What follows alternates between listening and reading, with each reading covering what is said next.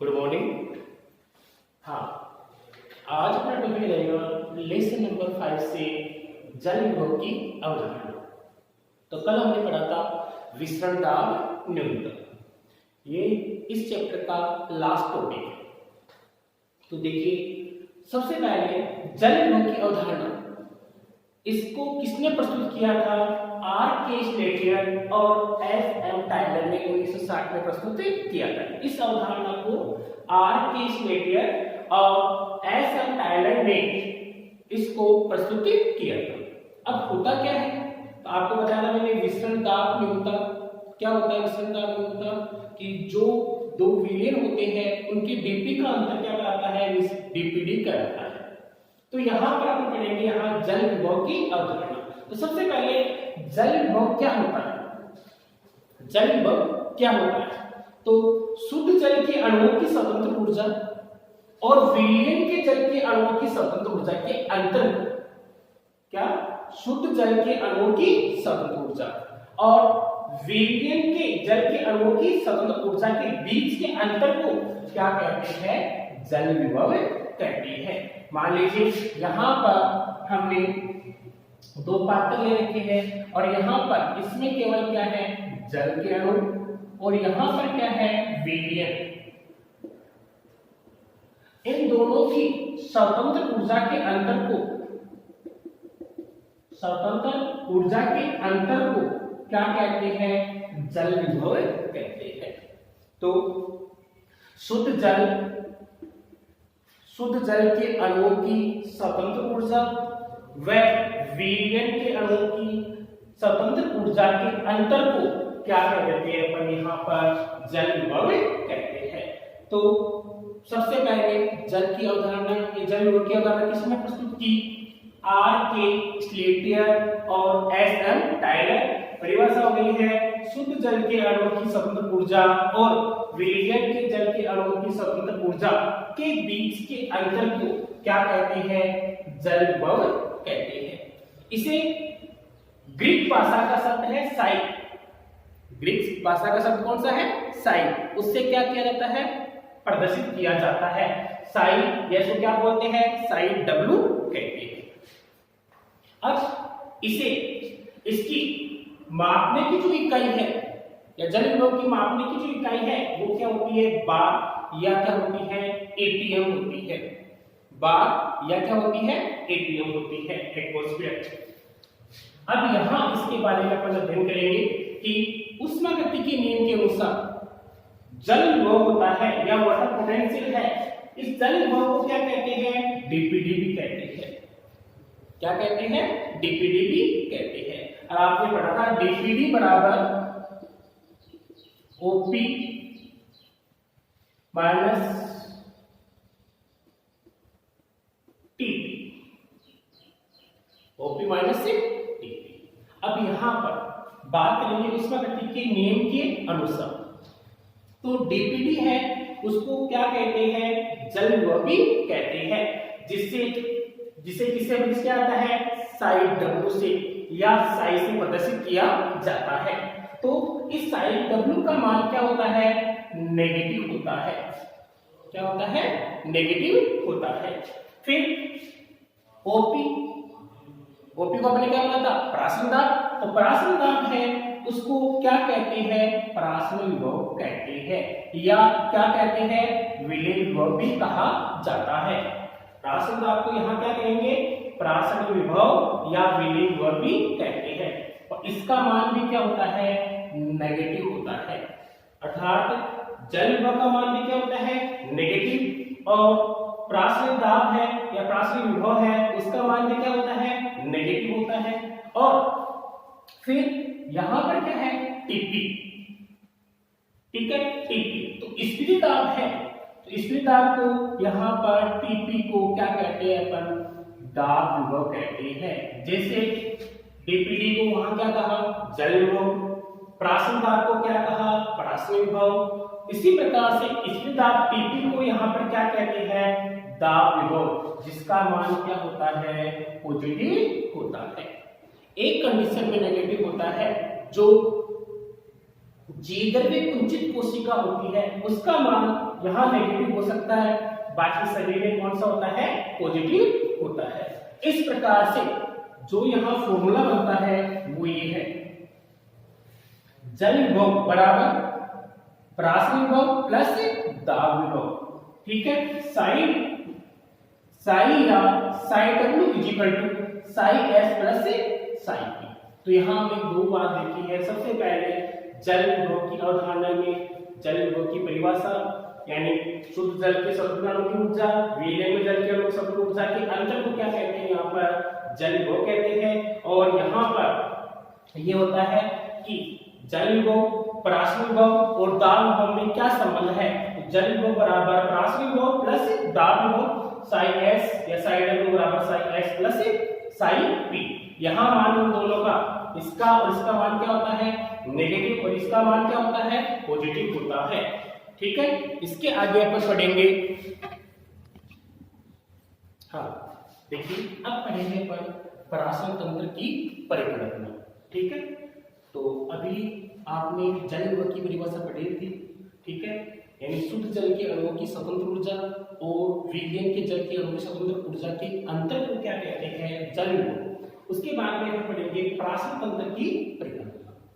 तो जैसे मान लीजिए ये एक अर्धपारगम्य झिल्ली है, ये क्या है, अर्धपारगम्य झिल्ली। इस अर्धपारगम्य झिल्ली में अपन क्या डालते हैं, चीनी का घोल डाल देते हैं। यहाँ पर क्या डालते हैं, चीनी का घोल, और इसको अर्धपारगम्य झिल्ली को कहाँ रख देते हैं, एक तनु विलयन में रख देते हैं। कहाँ रखते हैं, तनु विलयन में। अब यहाँ पर चीनी का घोल रखा हुआ है, यहाँ जल के अणु क्या है, अधिक है, तो जल के अणु कहाँ प्रवेश कर जाएंगे, अंदर। तो यहाँ अंदर की तरफ से अणु के द्वारा झिल्ली पर क्या लगेगा, बाहर की तरफ दबाव लगेगा। जैसे हमने कोशिका के लिए पढ़ा था, कोशिका में जल जाता है तो अंदर से बाहर की तरफ लगने वाले दाब को हमने यहाँ वहां पे क्या बोलना, टीपी का। इसी प्रकार जैसे अंदर जल जाता है तो बाहर की तरफ झिल्ली पर क्या होता है, अर्धपारगम्य झिल्ली पर अंदर से बाहर की तरफ, अंदर से बाहर की तरफ दबाव लगता है, जिसे क्या कहते हैं, टीपी कहते हैं। क्या कहते हैं, टीपी या स्फीति दाब कहते हैं। अर्थात जब जल के अणु उसमें प्रवेश करते हैं तो अंदर से बाहर की तरफ लगने वाले दाब को अपन क्या कहते हैं, टीपी कहते हैं। जब ये टीपी होता है या स्फीति दाब होता है तो जल विभव पर भी प्रेशर होता है, और इस जल विभव पर होने वाले प्रेशर को क्या कहते हैं, दाब, सॉरी यहाँ पर कहते हैं उसको दाब विभव कहते हैं। क्या कहते हैं, दाब विभव कहते हैं। अब आपने यहां पर देखा कि सबसे पहले अर्धपारगम्य झिल्ली है, वहां पर उसमें क्या लिया हमने, चीनी का घोल लेते हैं, और चीनी के घोल के को कहां रख दिया हमने, तनु विलयन में रख देते हैं। तो यहां पर बाहर की तरफ जो लगने वाले दाब को अपन क्या कहते हैं कि टीपी कहते हैं, और इसके द्वारा जल ऊपर दाब लगता है उसको अपन क्या कहते हैं, दाब विभव कहते हैं। अब इसके बाद जल का अवशोषण करने वाली सतह को अपन क्या कहेंगे, आधात्री। यानी जल का अवशोषण जो कर रहा है उस भाग को या उस सतह को अपन क्या कहेंगे, आधात्री, और उस पर जो विभव उत्पन्न होता है उसे क्या कहते हैं, आधात्री विभव या मैट्रिक्स विभव कहते हैं। क्या कहते हैं, आधात्री विभव या मैट्रिक्स विभव कहते हैं। इसके सूत्र क्या हो गया, साइन डब्ल्यू बराबर आपने पढ़ा था पहले sine S plus sine P, परंतु यहाँ पर जल की सतह के अवशोषण के लिए क्या आ जाएगा, साइन एन। तो sine N plus sine S plus sine P. ठीक है, यानी एस और पी के साथ में क्या बन गया, साइन एन। क्यों कि जल की अवशोषण सतह करने वाले उत्पन्न क्या बोलते हैं, आधात्री, उससे उत्पन्न होने वाले विभव को क्या बोलते हैं, मैट्रिक्स विभव या आधात्री विभव कहते हैं। परंतु पाठकों में इस साई एम का मान, साई एम का मान क्या होता है, बिल्कुल नगण्य होता है।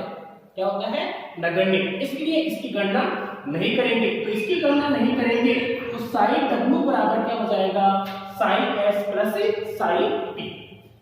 तो यहां हमने देखा पराश्रय तंत्र में अर्धपारगम्य झिल्ली में हमने क्या डाला, चीनी का घोल डालते हैं, फिर इसको कहाँ रख दिया, तनु विलयन में। तो अंदर से बाहर की तरफ जो लगने वाला दाब है उसे क्या कहेंगे, टीपी, और टीपी के द्वारा जल विभव पर होने वाले दाब को अपन क्या बोलते हैं, दाब विभव कह देते हैं। और मैट्रिक्स के लिए उत्पन्न या आधात्मिक के उत्पन्न विभव मैट्रिक्स विभव कहलाता है, और इसके लिए सूत्र हो गया साई डब्ल्यू बराबर psi M plus psi S plus psi P. यहाँ साई एम का मान क्या होता है, पादकों में नगण्य, इसलिए इसकी तुलना या गणना नहीं की जाती है, और सूत्र क्या होता है, साई डब्ल्यू बराबर Sai S plus psi P. इसी प्रकार 2019 में सेक्शन बी में क्वेश्चन आया था इस चैप्टर से, 2 क्वेश्चन थे लेसन नंबर 5 से। कौन कौन से? सबसे पहले देखिए, जल विभव, पराश्रय विभव, दाब विभव में संबंध लिखिए। दूसरा इसके साथ था अर्धपारगम्य झिल्ली से गिरा वेरिएंट जिसका पराश्रय विभव कितना है, -33 बार, दाब विभव कितना है, -5 बार। तो इसमें जल विभव की क्या करनी है आपको, गणना। अथवा में आया था डीपीडी, ओपी और टीपी में क्या लिखना है, संबंध। और एक स्लग कोशिका में ओपी व टीपी के मान क्या होते हैं, तुल्य हो, तो उसके कारण लिखिए, यानी आपस में बराबर होंगे। स्लग कोशिका में ओपी और टीपी का मान क्या होता है, बराबर क्यों? आपको सभी बच्चों को ये दोनों क्वेश्चन अपनी नोटबुक में लिखने हैं। ये लिखना है, ये 2019 में दोनों क्वेश्चन के उत्तर के साथ लिखने हैं। तो देखिए, जल विभव, पराश्रय विभव, दाब विभव विभिन्न निकाला था हमने कि क्या संबंध होता है, साई डब्ल्यू बराबर Sai S plus psi P. दूसरा, यहाँ अर्धपारगम्य झिल्ली में पराश्रय विभव कितना है, यानी साई एस कितना है, -33 बार, जबकि दाब विभव कितना है, -5 बार। दोनों डिफरेंस है ना, -33 बार, यहाँ पर -5 बार। तो सूत्र क्या होता है, साई डब्ल्यू बराबर Sai S plus psi P. क्या होता है, साई डब्ल्यू बराबर Sai S plus psi P. तो यहाँ साई एस का मान कितना है, -33 बार, पराश्रय विभव का मान कितना है, 33 बार, जबकि साई पी है उसका मान कितना है, -5। तो यहाँ सूत्र में लिखेंगे -35 प्लस साई पी का मान कितना है, -5, तो कुल कितना हो गया, -40 बार साई डब्ल्यू का मान हो गया। ये तो हो गया इसका आंसर। ये दोनों क्वेश्चन 2019 में पूछे गए। दूसरा, डीपीडी ओपी टीपी में संबंध बताया था। डीपीडी बराबर क्या होता है, ओपी माइनस टीपी। फिर सर कोशिका में ओपी और टीपी समान क्यों होते हैं, तो आपको पता है सर कोशिका में वाल प्रेशर, जो विद्युत दाब है वो बाहर से बिल्कुल नहीं होगा। तो यहाँ टीपी का मान भी क्या हो गया है, 0। क्या होता है, टीपी का मान क्या होता है, 0, और टीपी का मान क्या हो गया, 0। तो डीपीडी का सूत्र क्या होता है, डीपीडी बराबर क्या होता है, ओपी माइनस टीपी, और टीपी का मान क्या हो गया, 0, और 0 हो गया। तो इस सूत्र में टीपी का मान 0 रखते हैं, तो डीपीडी बराबर क्या हो जाता है, ओपी, अर्थात विसरण दाब न्यूनता किसके बराबर हो जाती है, पराश्रय। तो पूरी सल्ब कोशिका होती है, उस सल्ब कोशिका में बाहर से कोई प्रेशर नहीं मिलता है, अंदर से बाहर को दबाव नहीं मिलेगा। तो यहाँ टीपी है या स्थिर दाब है, उसका मान क्या हो जाएगा, 0, और 0 होने के कारण डीपीडी किसके बराबर आती है, ओपी के बराबर हो जाती है। ठीक है, इन दोनों क्वेश्चन को आपको अपनी कॉपी के अंदर लिखना है। उसके बाद अपन बात करते हैं, हाँ, अब इस चैप्टर का लास्ट पॉइंट है अंतर शोषण या अंतर चूषण। ऐसी क्रिया जिसमें कोलाइडीकरण या ठोस पदार्थों के द्वारा जल का क्या किया जाता है, अवशोषण किया जाता है। ऐसी क्रिया जिसमें कोलाइडीकरणों के द्वारा या ठोस पदार्थों के द्वारा क्या किया जाता है, जल का अवशोषण किया जाता है, क्या कहलाता है, अंतर शोषण या अंतर चूषण कहलाता है। तो देखिए दूसरी परिभाषा और भी इसकी, किसी पदार्थ के ठोस गुणों के द्वारा, किसी पदार्थ के ठोस गुणों के द्वारा किसी द्रव्य का बिना विलयन बनाए, किसी द्रव्य का बिना विलयन बनाए सीधा क्या कर लिया जाता है, अवशोषण कर लिया जाता है। तो इसे क्या कहते हैं, अधिशोषण या अंतःशोषण कहते हैं। तो परिभाषा क्या होगी है, ऐसी क्रिया जिसमें कोलाइडीकरण हो या ठोस पदार्थ हो वो क्या काम करते हैं, जल का अवशोषण क्या कहलाता है, अंतः शोषण कहलाता है। या किसी पदार्थ के ठोस कणों के द्वारा किसी भी द्रव का बिना विलयन बनाए क्या करना, अवशोषण क्या कहलाता है, अधिशोषण या अंतःशोषण। अब पादपों में जो प्राथमिक और द्वितीयक जो सेल वॉल होती है वो किससे बनी होती है, सेलुलोज और किससे बनी होती है, पेक्टिन। पादपों के अंदर प्राथमिक और द्वितीयक भित्ति होती है वो किससे बनी होती है, पेक्टिन और सेलुलोज से बनी होती है। ये क्या होते हैं, अंतःशोषण, यानी जल का क्या कर लेते हैं, अंतःशोषण कर लेते हैं। ठीक है, तो पादपों में अंतःशोषण कौन करता है, प्राथमिक व द्वितीयक भित्ति है वो क्या काम करती है, किससे बनी होती है, पेक्टिन और सेलुलोज से, और ये कौन सी पदार्थ होते हैं, अंतःशोषक होते हैं। अब इसको प्रभावित करने वाले कारक आपसे पूछे जाए, अंतःशोषण को प्रभावित करने वाले कारक कौन कौन से हैं, तो तापक्रम, उसकी बनावट में अंतःशोषण की किस प्रकार की बनावट है, और बंधुता व जल, और इसके क्या महत्व है, महत्व लिखिए अंतःशोषण के, तो आपको लिखना है अंकुरित बीज अधिशोषण के द्वारा अवशोषित करते हैं, फिर बीजों में क्या हो जाता है, स्फुटन हो जाता है, और बारिश के समय जो लकड़ी से बने हुए दरवाजे हैं, खिड़की है, वो फूल जाते हैं जिससे खोलने में अपन को दिक्कत आती है, वो किसी कारण होती है, अंतःशोषण के कारण। बारिश के दिनों में लकड़ी के दरवाजे हैं, लकड़ी की खिड़कियां हैं, उसमें अंतःशोषण के कारण वो फूल जाएगी, तो खोलने में अपन को क्या आती है, दिक्कत आती है। और ये चैप्टर अपना क्या हो गया है, कंप्लीट। इसमें कोई प्रॉब्लम हो तो आप मेरे व्हाट्सएप नंबर पे उस क्वेश्चन को डालकर आप पूछ सकते हो। और आज का जो क्वेश्चन है वो देखिए, अर्धपारगम्य झिल्ली से घिरा हुआ मीडियम जिसका पराशर विभव साइज कितना है, -40 बार, और दाब कितना है, -10। तो इसमें आपको जल विभव के बारे में बताना है, जल विभव कितना होगा इस अर्धपारगम्य झिल्ली से घिरा हुआ मीडियम जिसका पराशर विभव कितना है, साइज कितना है, -40, और दाब कितना है, -10। तो साइन W का मान कितना होगा, सभी बच्चों को इसका आंसर कमेंट में देना है, और कोई प्रॉब्लम हो तो आप पूछ सकते हो। Thank you.